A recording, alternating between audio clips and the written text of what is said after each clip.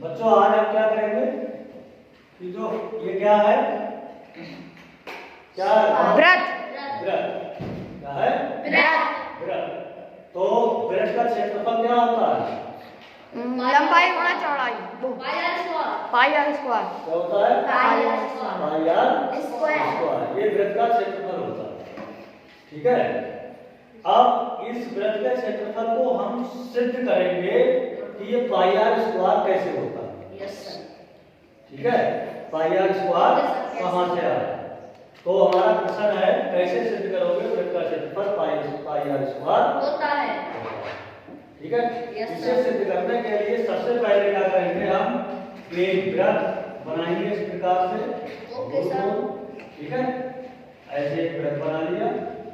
अब इस व्रत को बना करके यस इसके ये आधा भाग कर दिए।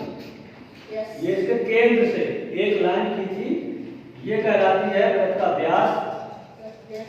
और एक लाइन हमने इस प्रकार से इसके केंद्र से ही गुजरे। क्या? इसके केंद्र से ही गुजरे। ठीक है। तो केंद्र से गुजरने वाली और परिधि को मिलाने वाली सारी रेखाएं, जो भी जितनी भी रेखाएं होंगी वो क्या होगी, वृत्त का व्यास कहलाएगी। वृत्त का व्यास। हाँ, और केंद्र से वृत्त की परिधि के बीच जितनी दूरी होती है उसको क्या कहते हैं, वृत्त की त्रिज्या। वृत्त की त्रिज्या। जैसे ये यहाँ तक क्या हो गई, त्रिज्या हो गई। यहाँ से यहाँ तक ये भी त्रिज्या हो गई। ठीक है। तो ये त्रिज्या को हम आर से रिप्रेजेंट करते हैं। तो वृत्त के क्षेत्रफल में जो हमारा पाई आर स्क्वायर है, आर क्या चीज है, आर क्या चीज है, वृत्त की त्रिज्या। आर है हमारी वृत्त की त्रिज्या। तो इसको कैसे करके देखो, इसको क्या करेंगे सिद्ध करने के लिए हमें इसके 8 भाग कर लेंगे। 8 भाग कैसे करेंगे, पहले आधा यहाँ से किया तो आधा भाग ये हो गया, आधा ये हो गया, 2 भाग हो गए। Yes sir. एक लाइन यहाँ से खींची, कितने हो गए, 1 2 3 और 4 भाग हो गए। Yes sir. एक लाइन इधर खींची, कितने हो गए, 6 भाग। फिर एक लाइन इधर से इधर खींची, कितने हो गए, 8 भाग। 1 2 3 4 5 6 7 8 हो गए। अब इन 8 भागों को क्या करेंगे हम, अलग अलग मतलब काट के, जैसे एक भाग मान लिया ये काट दिया, वृत्त का पहला भाग ये काट के यहाँ लगा दिया, लग गया। दूसरा भाग ये काट के ये लगाया। Yes sir. तीसरा ये काट के इधर लगाया। Yes sir. चौथा ये काट के यहाँ लगाया। 4 भाग, आधा आधा वृत्त कट गया। Yes sir. आधा वृत्त कट के हमने ये ऊपर की ओर ऐसे जो भी हैं वो लग गए। अब नीचे के आधे लग गए। ठीक है। इसका 5वां भाग जो है वो देखो यहाँ पर इसके बीच में जो गैप है, ये नीचे को आएगा नहीं आएगा, ये वाला काट के और निकाल के इसमें हमने लगा दिया। ठीक है। ये 5वां हो गया। फिर 6वां भाग ये आ गया, 7वां ये आ गया, 8वां ये आ गया। यानी कि इसके 8 भाग इस प्रकार से बन गए। ठीक है। इन 8 भागों को जब हमने इस प्रकार से व्यवस्थित किया, व्यवस्थित करने के बाद में आप देख रहे हो एक प्रकार से ये एक आकृति बन गई है। Yes sir. वो आकृति जो बन रही है वो किसकी बनी, आयत। आयत। किसकी बनी, आयत। आयत। ठीक है। आयत की आकृति बनी। अब आयत की आप जानते हो आयत में क्या होती है, एक लंबाई होती है और एक चौड़ाई। आयत की इसकी लंबाई ये हो जाएगी और चौड़ाई ये हो जाएगी। तो लंबाई बराबर होती है, आमने सामने भुजाएं आज की बराबर होती है, तो ये इसके बराबर होगी, चौड़ाई इसके बराबर होगी। ठीक है। यानी 4 भुजाएं हो गई, तो लंबाई लंबाई के बराबर, चौड़ाई चौड़ाई के बराबर। ठीक है।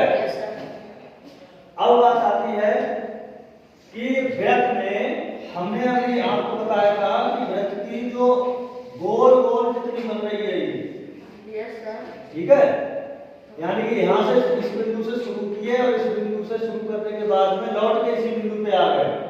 तो ये पूरी जो दूरी है इसकी जो तय की है वो दूरी हमारी कितनी होती है, 2 पाई आर। 2 pi are. और इसे क्या कहते हैं, वृत्त की परिधि। क्या कहते हैं, परिधि। तो वृत्त की परिधि जो होती है वो क्या है 2 पाई r। अब ऊपर ये ऊपर वाले भाग में देखो आप कि यहाँ से हमने इसे आधा काट दिया तो ये जो है वो आधी परिधि हो गई। Yes sir. आधी परिधि इतनी हो गई। Yes sir.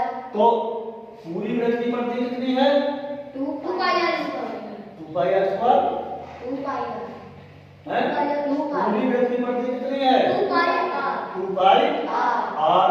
तो आधी कितनी हो जाएगी सर r हाँ 2 पाई r का आधा करोगे तो कितनी हो जाएगी सर पाई r पाई r। तो ये पाई r हो गई यस सर। और पाई r ये हो गई। Yes sir. दोनों को मिलाओगे तो 2 पाई r हो जाएगी। Yes sir. बात आई यहाँ तक समझ में। यस। अब आगे क्या है हमने देखो क्या किया बेटा कि 1 2 3 4 भागों को ऐसे करके ऊपर मिलाया। Yes sir.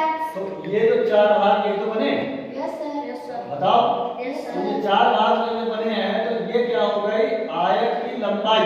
Yes sir. ठीक है वृत्त के आधे भाग की लंबाई आयत की लंबाई बनी। Yes sir. बन गई नहीं बन बन गई गई। यानी कि आयत की लंबाई कितनी हो गई बेटा पाई r। पाई r। बात आई समझ में। Yes sir. अब ये जो है देखो ये क्या है वृत्त की त्रिज्या। त्रिज्या। वृत्त की त्रिज्या। त्रिज्या है r। तो वृत्त की त्रिज्या क्या होती है r। ठीक है r से रिप्रेजेंट करते हैं हम वृत्त की त्रिज्या को किससे रिप्रेजेंट करते हैं r से। तो ये वृत्त की त्रिज्या हो गई तो ये वृत्त की त्रिज्या हमारी किसमें बदल जाएगी आयत की चौड़ाई। ये चौड़ाई तो हो गई। Yes sir. ठीक है अब वृत्त का आधा भाग हमारा ये है यस सर। तो नीचे वाला ना तो नीचे वाले तो हमारे जो क्षेत्र है वो एक भाग 5वां भाग काट के यहाँ से भी किया। Yes sir. ऐसी 6वां 7वां 8वां तो ये है तो ये जो दूरी है ये भी पाई r होगी। Yes sir. हो गई नहीं होगी। तो यानी कि पूरे वृत्त की परिधि जो है वो आयत की लंबाई में चेंज होगी। Yes sir. ठीक है और जो वृत्त की त्रिज्या है वो उसकी आयत की चौड़ाई में बदलेगी। Yes sir. आई समझ में। Yes. अब हम लोग जानते हैं आयत का क्षेत्रफल क्या होता है बेटा लंबाई गुणे चौड़ाई। लंबाई गुणे चौड़ाई। चौड़ाई। अब आयत का क्षेत्रफल होता है लंबाई गुणे चौड़ाई। तो आयत का लंबाई कितनी है पाई r। कितनी है पाई r। पाई r है यस सर। और चौड़ाई कितनी है r। r लगा दिया। Yes sir. अब इसकी गुणा करोगे पाई और r की घात 1 है और यहाँ पर r की घात 1 है तो कितना हो जाएगा पाई r स्क्वायर जो किसके बराबर आ गया वृत्त का क्षेत्रफल। वृत्त के क्षेत्रफल। क्षेत्रफल पाई r स्क्वायर के बराबर आ गया नहीं आ गया। Yes sir. बताओ यस सर। तो यही ऐसे सिद्ध हो गया कि वृत्त का जो क्षेत्रफल है वो पाई r स्क्वायर कैसे आता है। Yes sir. क्लियर हुआ यस सर। समझ गए। Yes, sir. वृत्त का क्षेत्रफल हम सिद्ध कर दिए कि पाई r स्क्वायर कहां से आ गया। ठीक है यस सर। यानी कि वृत्त का क्षेत्रफल जो है वो आयत के क्षेत्रफल के बराबर हो गया। ठीक है और वो किस प्रकार से आया वो आपको देखो कैसे करके हमने बताया। क्लियर हुआ।